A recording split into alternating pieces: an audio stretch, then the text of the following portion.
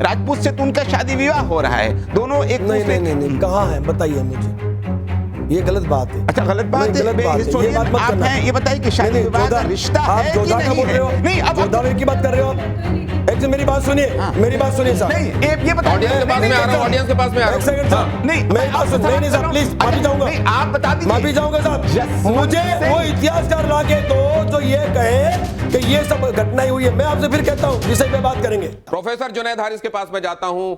बाबर एक आक्रांता था, उस दौर में उसकी चल रही थी, वो विक्टोरियस था, इसलिए बाबरनामा में उसने जो लिख दिया वो एक विक्टर की तरफ से तोड़ मरोड़ कर लिखी हुई बात थी। इसलिए डॉक्टर शेखावत नाराज है इस बात से कि उसको कोट करते हुए, उसको सार्वभौमिक सत्य मानते हुए वो बात क्यों कह दी गई। आपका रिएक्शन? एक चीज तो मैं बताऊं कि बाबर जो भी था, जाहिर सी बात है बाबरनामा एक डायरी है, रोजनामचा है जो रूटीन में लिखा जाता था, उसके अंदर वो बात लिखी गई और उसमें सिर्फ राणा सांगा के हवाले से बात नहीं है, बल्कि दौलत खां और उसके भतीजे के हवाले से भी ये बात है। तो ऐसी सूरत में एक हिस्टोरिकल गलत या सही का ये मुद्दा ज़रूर है, ये रिसर्च का मुद्दा ज़रूर है और जाहिर सी बात है इसकी बुनियाद पर कोई। आप रामजी लाल सुमन के साथ हैं कि डॉक्टर शेखावत के साथ? मैं अपनी बात अगर कहने दें तो अच्छी बात। किसका पक्ष आपको सही लग रहा है? देखिए, आपको एक चीज बता दूं, मैं राणा सांगा की कद्र करता हूं उनकी बहादुरी की वजह से। एक चीज से किसी को गद्दार कहने का किसी को हक नहीं हासिल है, मैं खुले लफ्जों में कह रहा हूं, गद्दार लफ्ज। मैंने कहा कि देखिए, इतिहास के आधार पर आप किसी भी तरफ जा सकते हैं कि नहीं ये फैक्ट है, ये नहीं ये फैक्ट है। देखिए, सिर्फ यही नहीं, आगे चल करके बाबर के पोते, मैं अकबर की बात कर रहा हूं, पूरा का पूरा उसकी पूरा सेनापति जो कि महाराणा प्रताप इनके बाजू पे बना हुआ जिनकी तस्वीर है, उनसे लड़ने वाले कौन हैं? मान सिंह हैं। अब सवाल ये पैदा होता है, औरंगजेब जय सिंह है उसके साथ जसवंत सिंह हैं। सवाल ये पैदा होता है तो राजपूत तो उसके साथ हैं, राजपूत से तो उनका शादी विवाह हो रहा है, दोनों एक दूसरे। नहीं, कहाँ है बताइए मुझे, ये गलत बात है। अच्छा, गलत बात है, ये बात मत करना। ये बताइए कि शादी विवाह का रिश्ता है कि जोधा का बोल रहे हो? नहीं, अब जोधा की बात कर रहे हो आप? एक मेरी बात सुनिए, मेरी बात सुनिए साहब। नहीं, ये बताइए। ऑडियंस के पास में आ रहा हूं, ऑडियंस के पास में आ रहा हूं। एक सेकंड साहब, नहीं, मेरी बात सुन। नहीं साहब प्लीज, माफी चाहूंगा। नहीं, आप बता दीजिए। माफी चाहूंगा साहब, मुझे वो इतिहासकार ला के दो जो ये कहे कि ये सब घटनाएं हुई है। मैं आपसे फिर कहता हूँ विषय पे बात करेंगे, विषय पर इस विषय पे मैं आप तो मैं आपसे बैठाऊंगा। आप आगरा में लगातार अपनी शक्ति लगाए हुए हैं, मुर्शिदाबाद आपको दिखाई दे रहा है, नागपुर में बीते दिनों जो हुआ वो आपको दिखाई दे रहा है? सब कुछ दिखाई दे रहा है और सब कुछ हम देख रहे हैं। अब सुनिए मेरी बात सुनिए, अब सरकार है ना, सब सरकार, उसके पास साधन और संसाधन है, व्यवस्थाएं हैं। मैं फिर कहता हूं सरकार के पास वो सारी शक्तियां हैं जिसके माध्यम से इन्हें रोकना चाहिए। वक्फ बोर्ड में जो संशोधन हुआ वो जब अरे वहां तो ममता बनर्जी रोकेंगी ना। ममता बनर्जी क्या अपना काम नहीं कर रही है? ममता बनर्जी अपना काम कर रही है, नहीं कर रही? तो बोलो नहीं कर रही तो नो बताइए ना। ममता बनर्जी यदि ईमानदारी से अपना काम करती और ये लातों के भूत बातों से नहीं मानते, इनको लातों से मनवाती तो साहब सब होता। कश्मीर में आतंकवाद खत्म किया, वहां हत्याएं हो रही है, दुर्भाग्य है इस भारत देश में हमारा हिंदू पलायन कर रहा है, ये बर्दाश्त नहीं होगा। नहीं ले तो आप क्या संदेश देना चाहते हैं समाज को कि पुलिस रहे अपनी जगह पर, सरकार रहे अपनी जगह पर, तुम एक काम करो, तुम अपना एक सेना बना लो, तुम एक काम करो, तुम अपना संगठन बना लो, तुमको जहां पे लगे कि ये अन्याय हो रहा है, तुमको जहां लगे हो रहा है कि नहीं वो बात अलग है, सरकारें हैं यहां देखने के लिए, अदालतें हैं यहां, पुलिस है यहां, लेकिन उसके बावजूद तुमको जो लग रहा है उस हिसाब से काम कर लो, उसको स्वाभिमान के खिलाफ बातें करते हुए उसको कर दो और जायज ठहरा दो। मैं आपसे पूछता हूं हमारी लड़ाई किस विषय को लेके है? हमने एक आम व्यक्ति की बात की है क्या? हमने ये कहा है कि हम महापुरुषों पे, देवी देवताओं और धार्मिक ग्रंथों पे प्रहार बर्दाश्त नहीं करेंगे, चाहे वो फिल्म इंडस्ट्रीज करे, चाहे जनप्रतिनिधि करे, चाहे आम नागरिक करे।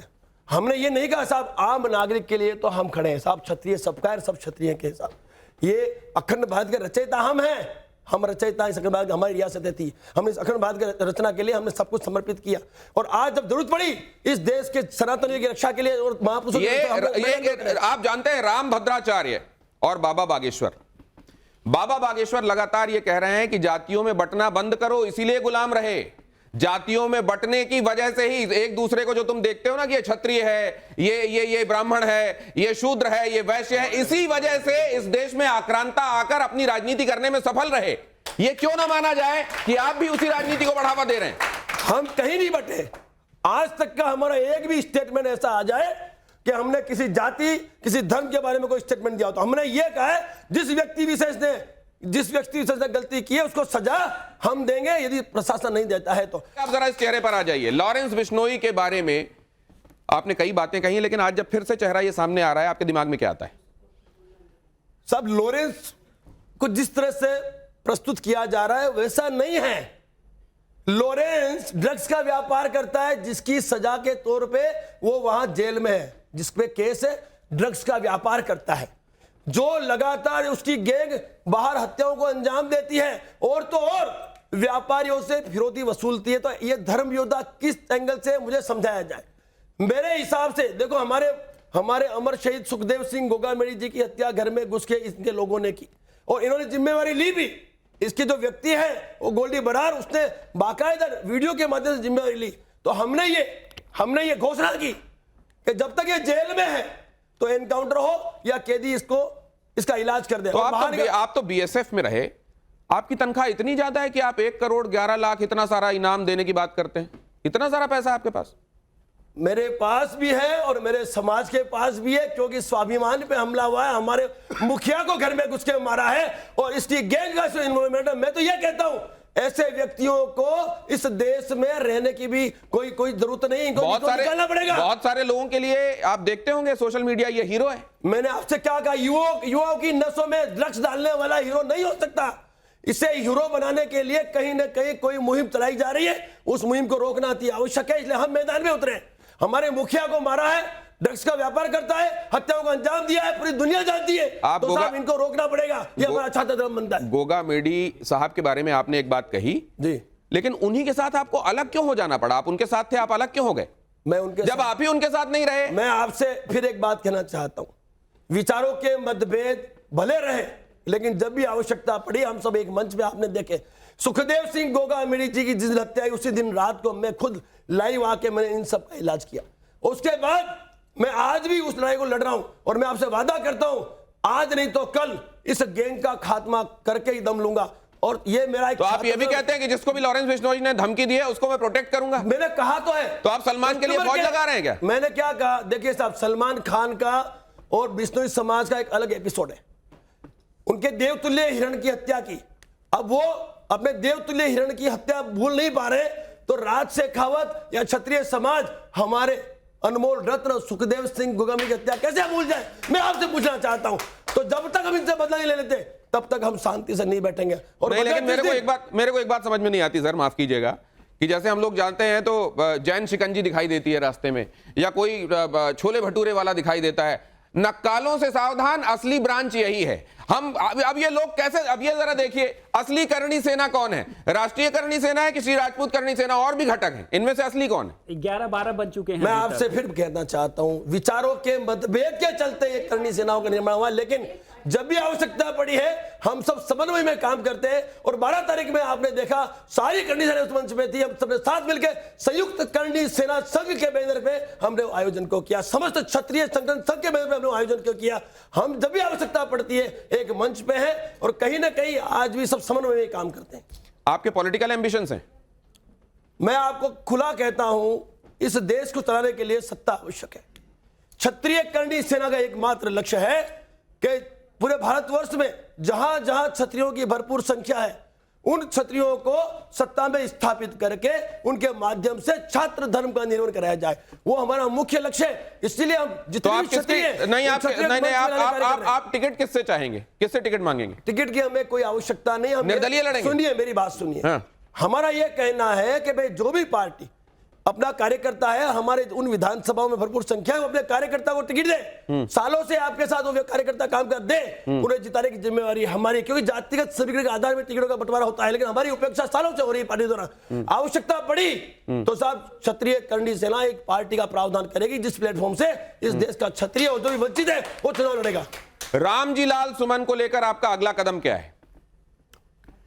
ऐसा है, रामजी लाल सुमन को लेके 12 तारीख का जो हमारा आयोजन है, उस आयोजन में जो हमारी मांगे थी उन मांगों पे सहमति हुई है और हमने 1 महीने का समय दिया है उनको कि विदिन मंथ अगली 12 तक या तो आप इसमें हमें निर्णय ला के दो, अन्यथा फिर हम लोग केंद्र की ओर कूच करेंगे, हम दिल्ली की ओर कूच करेंगे, हम केंद्र पे पहुंचकर और हमारी बात पूरे भारतवर्ष के क्षत्रिय इकट्ठा होकर सनातन इकट्ठा होकर हमारी बात रखेंगे, हम सीधा के सीधा रखेंगे प्रधानमंत्री जी के सामने।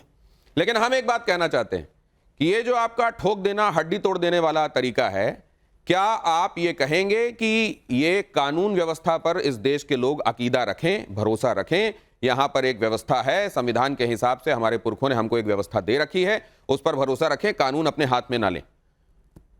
मैं इतना ही कहूंगा, अहिंसा परमो धर्म, धर्म रक्षा तदेव च। धर्म की रक्षा के लिए यदि संविधान हाथ में लेना पड़े, ले लो, ले लो। मैं कहता हूं राज शेखावत क्षत्रिय कंट्री का प्रमुख कहता है इस मंच से, जहां बात है स्वाभिमान की, महापुरुषों के स्वाभिमान की, देवी देवताओं के स्वाभिमान की और धार्मिक ग्रंथों के स्वाभिमान की, धर्म की रक्षा की, तो साहब फिर यह मत सोचें कि आपके साथ क्या होने वाला है।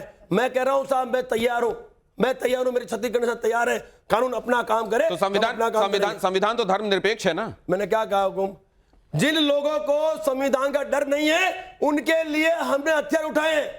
बाकी भारत के 99.99% लोगों को संविधान में भरोसा है, हमें भी है, लेकिन जिन लोगों को संविधान से डर नहीं है उन्हें हम संविधान से नहीं डरेंगे। उनकी तो कुटाई होगी, घर में घुस के होगी, और ये जो चलन चला है, जो माफिया मंगवाने वो खत्म करेंगे, और इन घटनाओं को पुनरावृत्ति रोकने के लिए हमें जिस हद तक जाना पड़ेगा हम जाएंगे साहब।